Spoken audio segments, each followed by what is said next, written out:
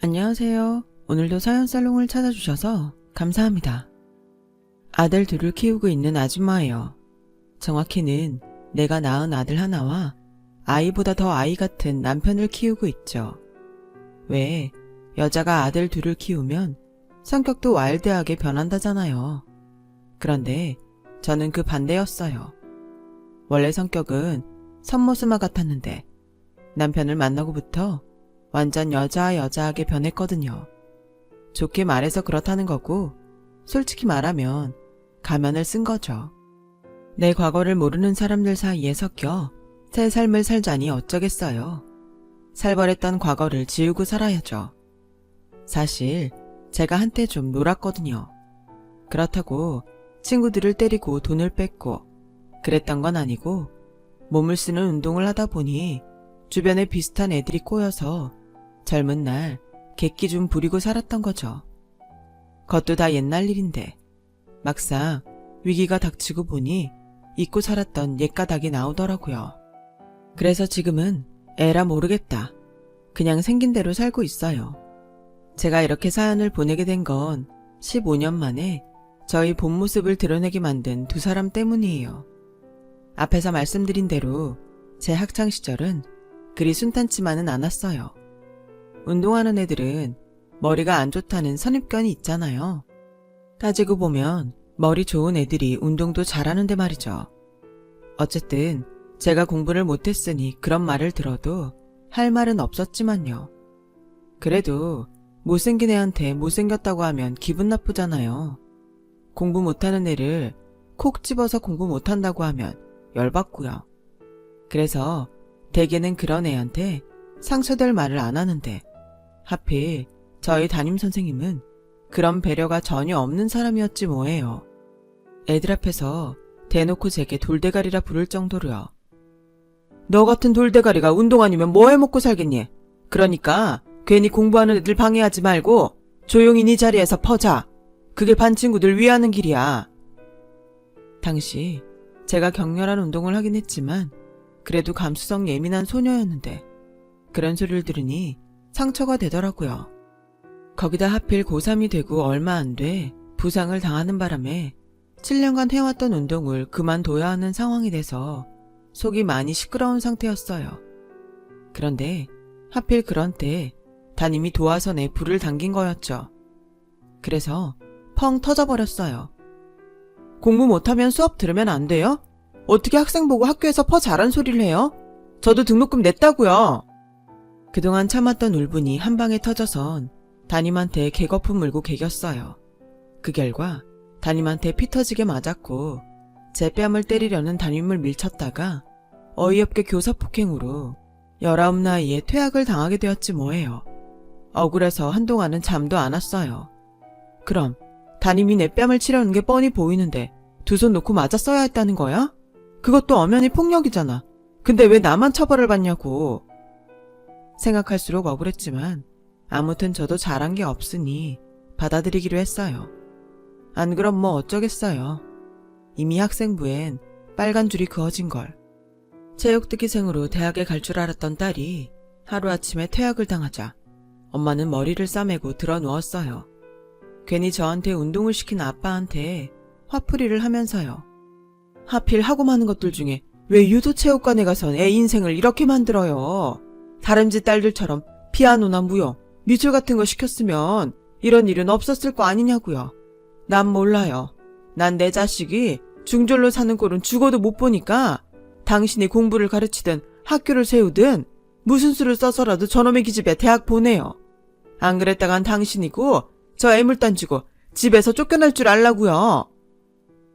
엄마 말처럼 제가 유도를 시작하게 된 건 아빠를 따라 아빠 지인이 하는 유도장에 갔다가 그곳에서 고등학생 오빠들의 멋진 대련 모습을 보고 유도에 흠뻑 빠졌기 때문이었어요.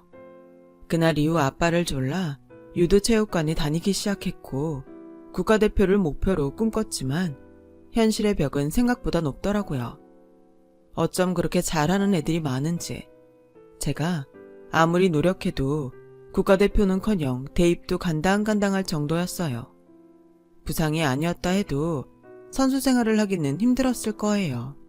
그러니 엄마 입장에선 딸이 이도저도 아닌 인생을 살게 된 게 얼마나 화가 났겠어요. 차라리 운동을 안 했다면 기술이라도 가르쳤을 텐데 말이죠. 아무튼 엄마의 특명에 따라 저는 검정고시부터 준비했어요. 그래서 아빠랑 함께 검정고시 학원에 등록을 하러 갔는데 글쎄, 아니 그럼 내 딸이 중학생 수준도 안 된다는 얘기입니까? 그냥 중학생 수준 정도가 아니라 중1 수준도 안 된다는 얘기입니다. 이런 수준으로는 당장 검정고시는 불가능하고요. 기초학력부터 다진 후에 시험을 봐야 할 것 같습니다. 한마디로 초등학생 수준이었던 거죠. 그날 검정고시 학원 면담을 마치고 돌아오는데 아빠가 그러더라고요. 너 오늘 일은 엄마한테 비밀이다. 네 엄마가 알아봐라. 너나 나나 죽은 목숨이야. 아휴, 그날 내가 체육관에 널 데리고 가지만 않았어도 내가 너랑 세트로 싸잡혀서 네 엄마 구박받을 일은 없었을 텐데 내가 전생에 너랑 무슨 원수를 졌길래 이런지 모르겠다. 아빠는 푸념을 하면서 저를 데리고 삼촌이 운영하는 보습학원에 갔어요. 그리고는 중1반에 등록시켜 주셨죠. 내일 모레면 성인이 될 나이에 아직 솜털 보송보송한 애들이랑 같이 공부하려니 창피해 미치겠더라고요. 하지만 어쩌겠어요. 제 학업 수준이 딱 걔들 수준이라는데. 그래서 철판 깔고 강의실 맨 뒷자리에 앉아서 수업을 들었어요.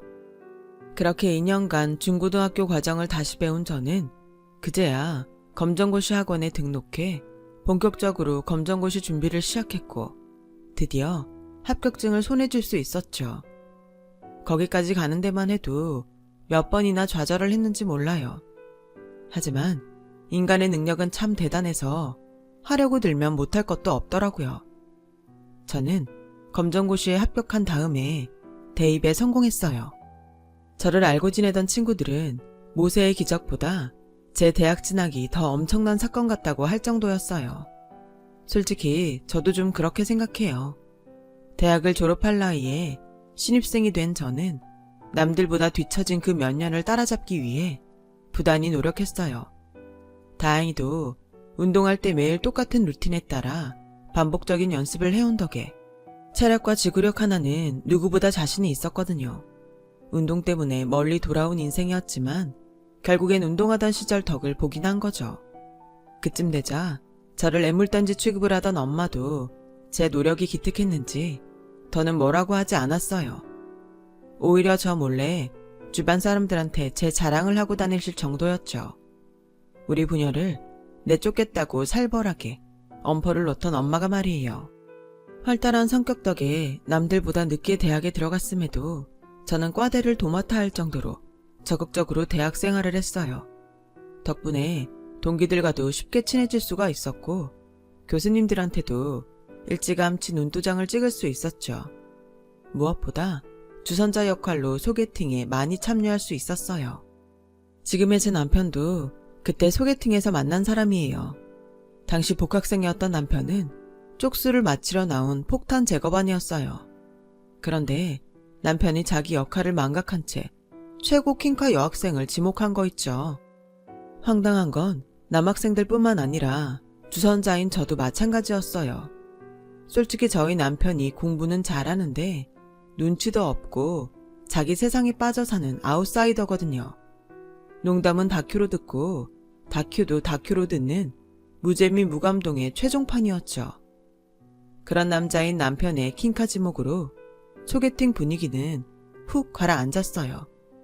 그래서 제가 총대를 매는 심정으로 남편과 짝을 이루겠다고 했죠. 노땅은 노땅끼리 놀자고요. 괜히 동생들 노는데 끼지 말고. 그렇게 눈치 없는 남편을 끌고 나온 저는 대충 몇 마디 나누다가 바쁘다는 핑계를 대고 집에 가려고 했어요. 그런데 이 눈치 없는 남자가 완전 네버엔딩 스토리를 펼치지 뭐예요. 평소 궁금하지도 않은 지구 밖 우주 얘기랑 별의 생성 과정이며 블랙홀까지 완전 별에서 온 남자였죠. 처음엔 그래도 고개도 끄덕여주고 대답도 해줬는데 그래서 그런가 끝도 없이 얘기를 하길래 안 되겠다 싶어서 하품도 하고 기지개도 펴면서 그만하라는 눈치를 팍팍 줬어요. 와, 그런데도 아랑곳하지 않고 지 할 말 다 하더라니까요. 거기다 재미라곤 1도 없는 얘기를 어찌나 초롱초롱한 눈빛으로 진지하게 하던지 정말 사람 미치고 팔딱 뛰겠더라니까요. 결국 교양 과목 강의 듣는 수준의 내용 앞에서 저는 졸고 말았습니다. 그랬더니 남편이 그러더군요. 고마워요. 다른 여자들은 중간에 얘기 끊고 가버리는데 유나 씨는 참고 들어주려고 노력해줘서요. 사실 제가 낯가림이 좀 심해요. 제가 주저리 떠드는 것도 어색한 분위기를 못 버텨서 그러는 거예요. 머리로는 안 그래야지 하는데 입이 혼자 막 움직인다랄까? 그런데 오늘 유나 씨 앞에서는 일부러 그랬어요. 오래 같이 있고 싶어서. 처음 봤는데도 마치 오래 알고 지내던 사이처럼 편해서 중간엔 나도 모르게 신나서 떠들어댔고요. 덕분에 간만에 스트레스가 확 풀렸어요. 고마워요. 그 말을 들으니 얼마나 미안하던지 표정 관리가 안 되더라고요. 그래서 애프터 신청을 받아들였죠 뭐. 그런데 사람이 참 신기하죠. 처음엔 눈에 안 들던 남편이 몇 번 만나보니까 의외로 새롭고 질리지가 않는 거예요. 아는 것도 많아서 어떤 장르의 질문을 해도 다 대답해주는 것도 그렇고 그동안 제가 몰랐던 제 장점들을 잘도 찾아주는 게 은근 가슴 떨리게 하더라고요. 남편은 도복을 입고 바닥을 구르며 지냈던 잭에서 저의 여성적인 면을 찾아주었고 유명한 시의 구절처럼 남편이 제 이름을 불러준 순간 저는 남편 앞에서 꽃이 되어버렸죠. 이런 우리 커플을 보고 동기들은 집신도 제 짝이 있는 법이라며 놀리듯 떠들어댔어요. 저보고 남자분은 취향이 독특하다면서 말이죠. 그런데 동기들이 그렇게 별로라고 떠들던 제 남편이 졸업도 하기 전에 사법고시에 패스를 한 거예요. 법대생도 아닌데 말이죠. 지금이야 로스쿨을 나와야 하지만 당시만 해도 고졸은 물론 전공에 상관없이 사법고시를 볼 수 있었거든요. 자리가 사람을 만든다고 그때부터 동기들이 남편을 달리 보기 시작했죠. 덩달아 저를 바라보는 시선도 많이 달라졌고 말이에요. 한순간에 폭탄 제거반에서 부러움의 대상으로 변한 저는 의문의 승자가 되고 말았어요. 내 남자가 인기가 높아지니 덩달아 제 가치도 올라가는 느낌이 들어 처음엔 좋았어요. 그런데 시간이 지날수록 남편의 조건을 보고 덤비는 여자들 때문에 점점 위기의식을 느끼게 되더라고요. 원래 제 성격은 그런 일로 조바심을 내는 편은 아닌데 내 걸 지켜야 한다는 생각이 강해져서 그런가 저도 다른 여자들처럼 똑같이 변하더라고요. 남편이 연수원에 있는 동안 여러 번 마담2에 접속이 있었다는 얘기를 들은 이후로는 더욱 초조해졌어요. 그런데도 이 둔한 남자는 이런 제 마음을 아는지 모르는지 5년 넘게 사귀도록 결혼 얘기를 꺼낼 생각도 하지 않지 뭐예요. 점점 나이가 들어가는 저만 똥줄 타는 거죠. 워낙 머리가 좋은 남자라 혹시 속으로 딴 계산이 있는 거 아닌가 하는 의심은 물론 괜한 자격지심까지 생기자 더는 못 참겠더라고요. 이런 마음으론 연애를 못하겠다 싶어 하루는 대놓고 남편한테 말했어요. 자기도 연애 따로 결혼 따로인 거야? 그런 거면 지금 말해줘. 난 나이도 있고 이중적인 만남은 딱 질색이니까. 나랑 결혼할 생각이 있긴 한 거야? 그랬더니 남편이 그러는 거예요. 결혼이 나이 때문에 하는 건가? 자력이 돼야 하는 거지. 학자금 대출금 갚고 이제 돈 모으기 시작했어. 자기도 마찬가지 아니야? 우리가 결혼하는데 부모님한테 손 벌리는 것도 이상하잖아. 많든 적든 독립자금은 만들고 나서 결혼하는 게 맞다고 생각했어. 앞으로 3년 바짝 모아서 결혼하자. 남편은 계획이 있었더라고요. 저만 괜히 안달복달이었던 거죠. 그렇게 우리는 3년 동안 악착같이 벌어서 결혼을 하게 되었어요. 그런데 결혼은 당사자 간의 문제가 아니더라고요. 거기다 사귈 때는 변호사 남친이 자랑거리였지만 막상 결혼을 앞두고 나니 그놈의 직업이 엄청난 부담감으로 다가오더라고요. 결혼을 앞둔 대한민국 모든 여성들의 걱정거리인 혼수와 예단 때문이었죠. 물론 예전처럼 사자 들어가는 남편 얻으려면 혼수로 수입차 키에 아파트 하나는 해가야 한다는 국룰은 없지만 그래도 시댁 입장에선 좀 바라는 것도 사실이니까요. 저희 시어머니만 해도 처음 인사드리러 간 자리에서 대놓고 혼수랑 예단 얘기부터 꺼내시더라고요. 너도 알다시피 우리 애가 보통 애니? 남들은 고시 준비한다고 얼마나 주변 사람들을 힘들게 하니? 시간이며 돈이며 좀 들어가냐고. 내 아들이라서 말이 아니라 우리 애는 그런 거 하나 없이 남들 부러워하는 변호사가 되지 않았니? 그러고 보면 넌 참 운이 좋은 애다. 옆에서 고시생 수발 한 번 안 하고 로또 맞은 격이니까. 그래서 말이다. 고생 한 번 않고 변호사 남편 얻게 됐으니 너도 뭔가는 해와야 하지 않겠니? 설마 맨입으로 우리 집에 시집올 생각은 아니겠지? 젊은 애들 사이에선 혼수고 예단이고 간소화해야 한다고 하지만 난 아니다. 그게 니들 살면서 비빌 언덕이 되는데 애초에 제대로 해와야지. 안 그러니? 그러니 집에서 부모님이랑 상의하고 다음에 올 땐 너희 집 성의가 어느 정도인지 목록으로 보여다오. 메뉴 정할 때 아무거나 라는 말이 제일 사람 힘들게 하는 것처럼 알아서 혼수 예단 목록을 작성해오라는 시어머니 말에 한숨만 났어요. 그런데 더 한숨 나는 건 바로 남편의 행동이었어요. 언제든 부모님 손 빌리지 말자고 우리 힘으로 결혼하자고 하더니 정작 중요한 순간엔 입 싹 닫고 모르쇠로 일관했거든요. 정말 믿을 놈 하나 없다 싶더라고요. 그렇게 가시방석에 앉아 식사를 하곤 집으로 돌아가려는데 남편이 대수롭지 않다는 듯 시부모님께 그러더라고요. 저희 결혼은 그동안 우리 둘이 모은 돈으로 하기로 했어요. 직구하는 것도 그렇고 차도 그렇고 애초에 공동으로 돈 모아서 하기로 했거든요. 그래서 말인데요. 혼수랑 예단도 저희 둘이 상의해서 정할게요. 그래도 되죠? 목록은 언제까지 드리면 돼요? 그 말에 어머님은 아연질색 하셨어요. 아버님은 무심한 표정으로 그깟 걸 뭐하러 목록까지 만드냐시며 그냥 저희 보고 알아서 하라고 하셨어요. 아들이랑 아버님이 이렇게 나오자 어머님도 더는 뭐라고 하지 않더라고요. 그날 일로 남편한테 고맙긴 했지만 한편으론 답답하기도 했어요. 아니, 애초에 그럴 거였으면 진작 얘기라도 할 것이지. 밥 먹을 때까지도 아무 말 없다가 집에 갈 때야 그 소리를 할 건 또 뭐냐고요. 그랬으면 돌덩이 얹은 마음으로 밥을 먹지 않아도 됐을 거 아니냐고요. 그래서 남편한테 그 얘기를 했더니 피식 웃으면서 그러더라고요. 싸움을 할 땐 상대가 반격할 시간을 주면 안 돼. 때를 봐서 크게 치고 바로 싸움을 끝내야지. 그때 알았어요. 머리 좋은 놈은 싸움도 지능적으로 한다는 걸요. 비록 시어머니는 제게 불만이 많은 결혼이었지만 그래도 어쩌겠어요.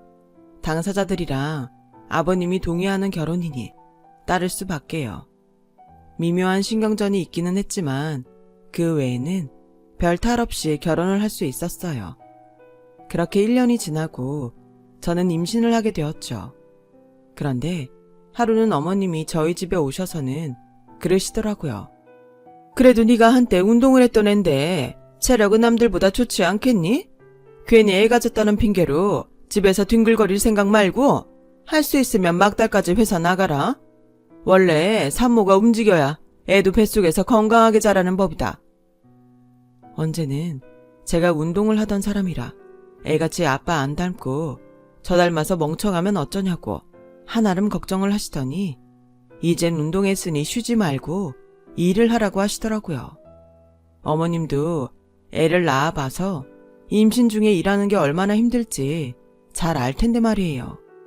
그 말이 참 서운했지만 괜히 길게 말하면 또 분란일까봐 그냥 입 꾹 닫고 시키는 대로 했어요. 그렇게 회사 눈치를 보며 막달까지 일을 한 저는 다행히 순산을 했고 3.2kg짜리 아들을 낳았어요. 제가 출산을 한 뒤에도 어머님은 애 핑계로 집에 들어앉을 생각 말고 젊을 때 한 푼이라도 더 벌라시며 빨리 복직하라고 등을 떠밀더라고요. 그래서 저 또한 뗀 아기를 친정에 맡기고 붓기도 안 빠진 몸으로 출근을 하게 되었죠. 사람이 다른 건 몰라도 애 가졌을 때 서운했던 건 시간이 지나도 안 잊혀지잖아요. 저도 그렇더라고요. 어머님 말씀 하나하나 비수가 되어서는 가슴 깊이 박혀버렸거든요. 그래서 속으로 늘 어디 당신 딸이 임신했을 땐 어떻게 나오나 두고 보자 하는 생각이었어요.